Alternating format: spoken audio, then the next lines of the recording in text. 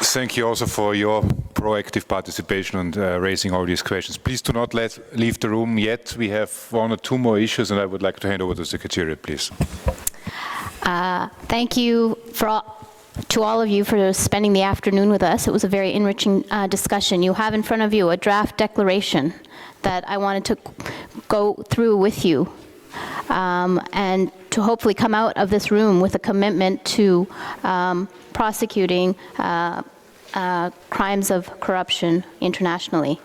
I won't read it because I'm sure you've all had time to read it, but the general preamble is basically our commitment, the Global Secretariat, with our members of parliament throughout the world, to commit to the UNCAC. We've been involved with the UNCAC since the signing ceremony in Merida, and we've been present at each of the previous COSPs, and we've recommitted to continuing to support the UNCAC.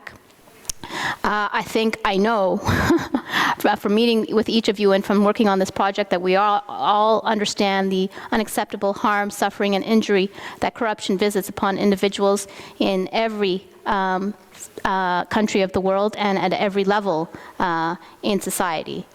Therefore, there are five bullet points at the bottom in blue font, and you will notice that they focus on different ways that we can pursue grand corruption and try it internationally. The first is they were all presented by Akash Maharaj as well as our other panelists in different ways. The first is universal jurisdiction. The second is through regional courts. The third is through international crime and through the United Nations and with international partners.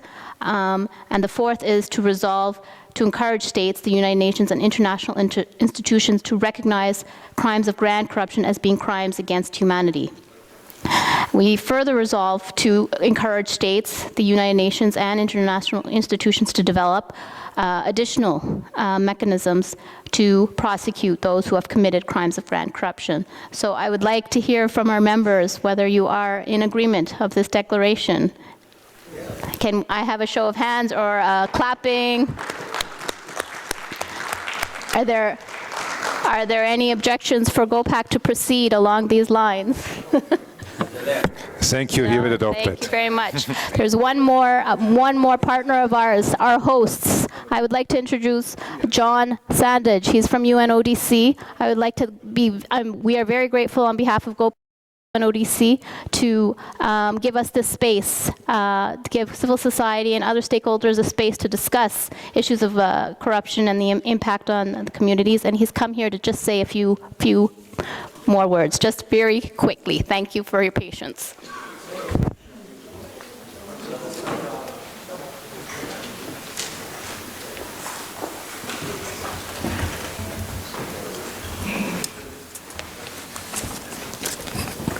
So, ladies and gentlemen, thank you, and I will not delay you. It's very late, and you've obviously had a busy day, and I would gather a productive day, having just given a quick glance at the declaration that you just adopted. I come on behalf of all of my colleagues from UNODC, but especially my colleagues who work in the area of corruption, to acknowledge and thank you for your contribution. I'm advised that there are nearly 100 parliamentarians here for this conference, which I think is the largest number we have ever had, and that's a very important achievement, and it's a recognition that Parliament and GOPAC recognize that they have a critical role to play in the fight against corruption.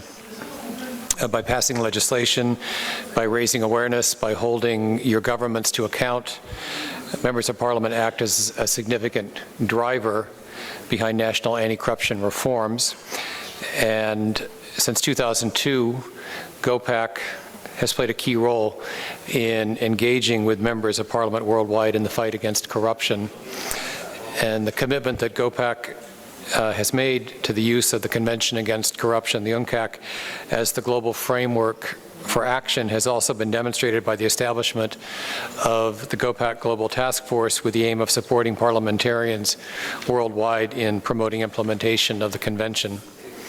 I also want to recognize that GOPAC has played an important role by developing knowledge and raising awareness in relation to specific areas of anti-corruption reform. I would highlight, just to give a few examples, in particular your work in relation to money laundering, parliamentary oversight, and the development of effective ethics and the conduct regimes for parliamentarians, and your efforts to support the participation of all parts of society in anti-corruption reforms as important contributions to our collective work together in fighting corruption. There's a strong tradition of close cooperation between GOPAC and UNODC, and that's already been formed through joint activities that we have conducted, such as joint anti-corruption training workshop we held in October of this year for parliamentarians in Nigeria. UNODC has also provided input to the recently launched anti-corruption assessment tool for parliamentarians, which was produced by GOPAC and our colleagues at the United Nations Development Program.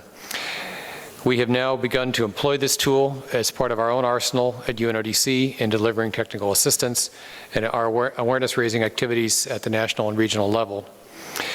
UNODC, I want to reiterate, stands ready to collaborate further with GOPAC in support of our shared efforts to implement the convention. Looking forward to the second cycle of the implementation review mechanism and to the review of Chapter 2 on prevention. Parliamentarians will be an important partner in promoting the implementation of this crucial part of the convention. So let me close by once again thanking you, congratulating you for the success of your work to date, and in your engaging in your deliberations this afternoon. We look forward to continuing to work with GOPAC and with parliamentarians worldwide in supporting the aims of the convention. I thank you for your attention.